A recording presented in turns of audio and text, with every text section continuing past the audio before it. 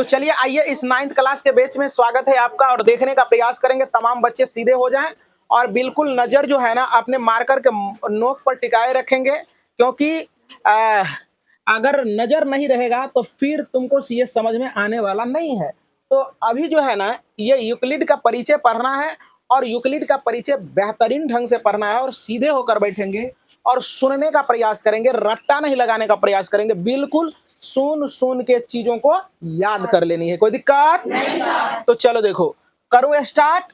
तो ये आपका चैप्टर चलने वाला है, आपका ये है 5वां चैप्टर है जिसको हम लोग कहते हैं क्या, यूक्लिड की ज्यामिति का परिचय। कोई दिक्कत? यूक्लिड का ज्यामिति का परिचय चैप्टर का नाम समझ में आ गया?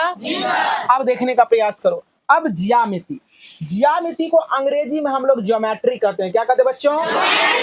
ज्योमेट्री। सीधा बैठो, ज्योमेट्री। और दिमाग को यहाँ लाओ। ज्यामिति को हम लोग क्या कहते हैं अंग्रेजी में? ज्योमेट्री कहते हैं। क्या कहते हैं? ज्योमेट्री। तो ज्योमेट्री में अब देखो पहले समझने का प्रयास करते हैं कि ज्योमेट्री का अर्थ क्या होता है, ज्योमेट्री क्यों पढ़ना जरूरी होता है, ज्योमेट्री पढ़ने से क्या फायदा होगा, ज्योमेट्री कहाँ से आया, ज्योमेट्री से क्या किया गया था, है ना। इस सारे चीजों पर हम लोग चर्चा कर लेते हैं। तो ये ज्योमेट्री का अब देखो जरा सा, ये ज्योमेट्री का जो है ना इजाद करने वाले बहुत सारे गणितज्ञ थे, लेकिन अभी तुम्हारा पढ़ना है यूक्लिड के बारे में। किसके बारे में? बहुत सारे गणितज्ञ के सहयोग से, सपोर्ट से ये ज्योमेट्री बना, लेकिन इसमें जो अभी जो चैप्टर तुम्हारा है ये यूक्लिड का ज्यामिति, क्योंकि इन्हीं ने इजाद किया था, ज्यादा सहयोग इन्हीं का था, इसलिए इसका क्या हो गया, चैप्टर का नाम क्या हो गया? यूक्लिड की ज्यामिति का परिचय। Is that clear? अब देखने का प्रयास करो बच्चे कि ये है यूक्लिड दादा। कौन है? यूक्लिड है। क्या है ये? यूक्लिड। अब यूक्लिड देखो ये जो है ना ग्रीक मैथमेटिशियन इन्हें कहा जाता है। क्या कहा जाता है? Greek mathematics. चलो देखो, जो कि इजिप्ट के अलेक्जेंड्रिया नाम के जगह के ये गणितज्ञ थे। कौन? यूक्लिड। अब जरा सा देखो इन्होंने क्या किया, देखो बताया कि ये जो है ना ज्योमेट्री जो है, ज्योमेट्री के दो भागों में हम लोग तोड़ सकते हैं। पहला भाग को हम लोग कहते हैं जियो। क्या कहते हैं बच्चे? दूसरी के भाग को कहते हैं हम लोग क्या? मैट्रन। क्या? मैट्रन। क्या कहते हैं? मैट्रन। अब जरा सा देखने का प्रयास करो, या मैट्रिक भी लोग कहते हैं। तो ये क्या है? ज्योमेट्रिक। क्या है बच्चे? तो जियो का अर्थ होता है पृथ्वी। क्या बच्चे? जियो का अर्थ पृथ्वी। पृथ्वी पूछता है ना क्या होता है? पृथ्वी जिस पर हम लोग जीवनयापन कर रहे हैं। चलो देखो यहाँ क्या है? मैट्रन। मैट्रन का मतलब होता है, या मैट्रिक मतलब होता है क्या? मापन। क्या होता है? तो इससे हमें पता चल जाता है कि पृथ्वी और यहाँ मापन लिखा हुआ है, पृथ्वी यहाँ लिखा हुआ है। इसका मतलब है कि यहाँ जो है ना आपका हो गया क्या? पृथ्वी का मापन, है ना। वो लड़की को देखो कैसे कैसे कर रही है। तो चलिए आइए पूरा टकटकी लगा के ध्यान से यहाँ रहना है ना, तभी तुमको समझ में आएगा। तो जियो का अर्थ होता है पृथ्वी और मैट्रन का अर्थ होता है मापन। तो संपूर्ण रूप से क्या हो गया? पृथ्वी का। तो प्राचीन काल से, है ना, पृथ्वी को मापने के लिए, अन्य टीलों को मापने के लिए, अन्य मीनारों को मापने के लिए किसका कहना है? यूक्लिड का कहना है कि प्राचीन काल से इनका इस्तेमाल होते चला आ रहा है। तो इन्होंने क्या किया कि कुछ कथन दिया। तो जरा सा समझो कि पहला तुम्हारा यूक्लिड का अभिधारणाएं। क्या? जिसको हम लोग अंग्रेजी में कहते हैं पॉस्यूलेट। क्या कहते हैं बच्चों? पॉस्यूलेट कहते हैं। क्या कहते हैं? पॉस्यूलेट। अब जरा सा देखो ये होता क्या है। कहता है यह कथन केवल ज्यामिति से संबंधित होता है। यूक्लिड दादा ने जो तुमको दिया, क्या दिया? ये अभिधारणाएं, ये केवल व केवल ज्योमेट्री पर लागू होता था। किस पर? ज्योमेट्री पर लागू हुआ। किस पर? तो वही चीज है एप्लीकेबल ओनली वन ज्योमेट्री। कोई दिक्कत? मतलब ये केवल व केवल ज्योमेट्री पर लागू होगा। किस पर होगा? ज्योमेट्री पर। कौन सी? अभिधारणाएं। अब है अभिधारणाएं, और अभिधारणा क्या होती है इस चीजों पर हम लोग चर्चा करते हैं। तो चलो देखो, यहाँ क्या है, अभिगृहित। क्या है? इसको कहते हैं एक्जिम्स। क्या कहते हैं? क्या कहेगा?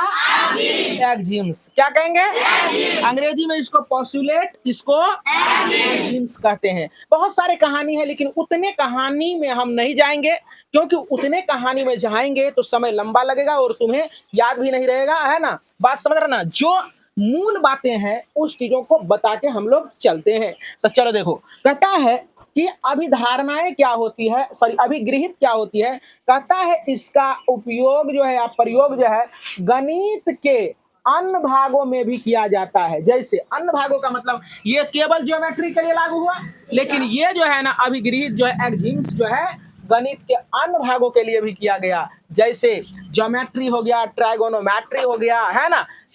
चलो वही सब के लिए किया जाता है ना। कहता है इसके लिए केवल यह नहीं कह सकते हैं कि ज्यामिति के लिए लागू होता है। मतलब कहने का तात्पर्य है इसके लिए हम ये केवल ये नहीं कह देंगे कि ये केवल ज्यामिति के लिए लागू होता है। नहीं, ये गणित के अन्य भागों के लिए भी ये लागू होता है। जैसे ज्योमेट्री हो गया, त्रिकोणमिति हो गया, अन्य भागों के लिए भी लागू होता है। ये वही चीज अंग्रेजी में लिखा हो, applicable every part of mathematics, है ना। मतलब कि मैथमेटिक्स जब हम बनाएंगे तो बहुत सारे पार्टों में क्या किया जाता है, इस एक्जिम्स का इस्तेमाल किया जाता है। गॉट इट ना। चलो आगे देखो, अब कहता है कि यूक्लिड की अभिधारणाएं, यूक्लिड की अभिधारणाएं, ये अभिधारणाएं क्या है इस चीजों को समझने का प्रयास करें। अभिधारणाएं कहता है एक बिंदु से एक अन्य बिंदु तक एक सीधी रेखा खींची जा सकती है। कहता एक बिंदु है, एक बिंदु यहाँ ले लिए, जैसे यहाँ दिखाया गया है, देख रहे हो ना। एक बिंदु यहाँ ले लिए, कहता एक बिंदु से दूसरे बिंदु तक एक सीधी रेखा खींची जा सकती है। खींच सकते हैं।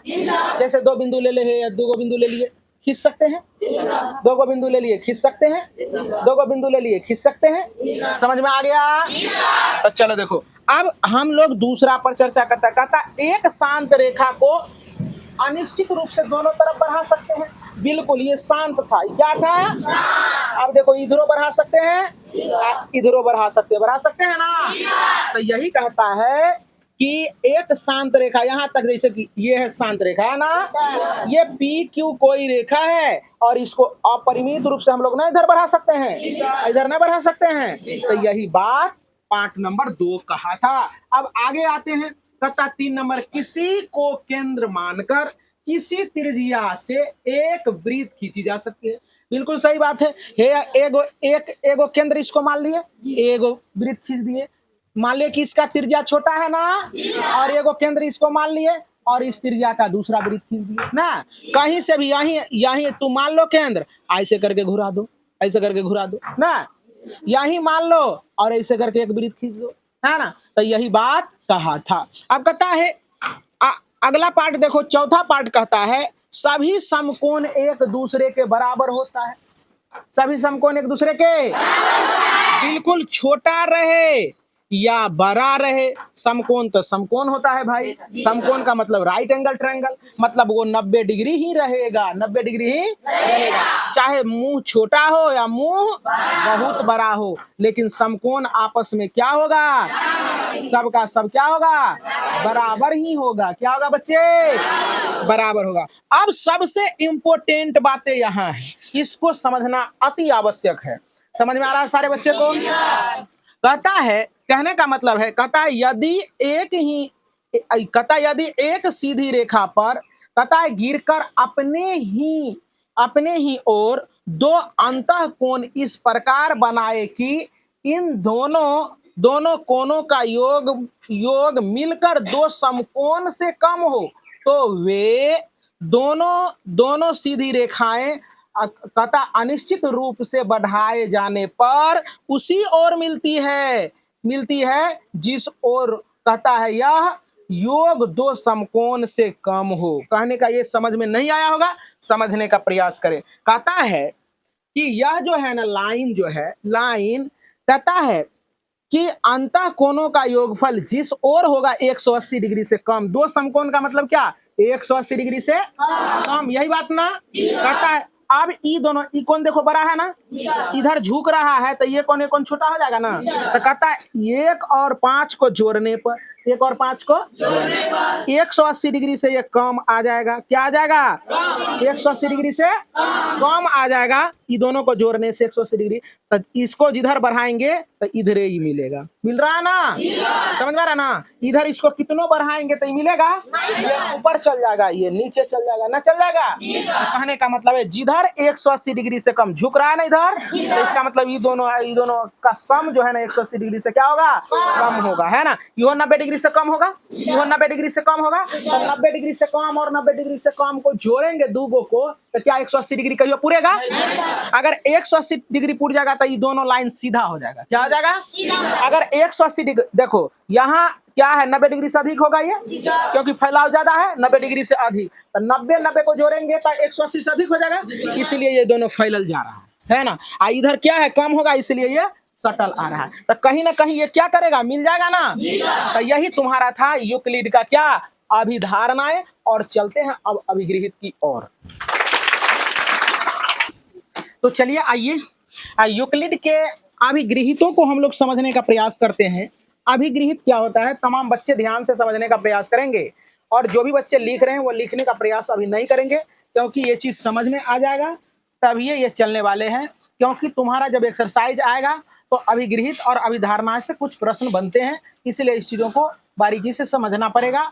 और कल आएगा तो हम पूछेंगे तुम लोगों को कि अभिगृहित जो है ना, 7 को जो है यहाँ अभिगृहित, ये क्या क्या है, खड़ा कर देंगे यहाँ बोर्ड पर।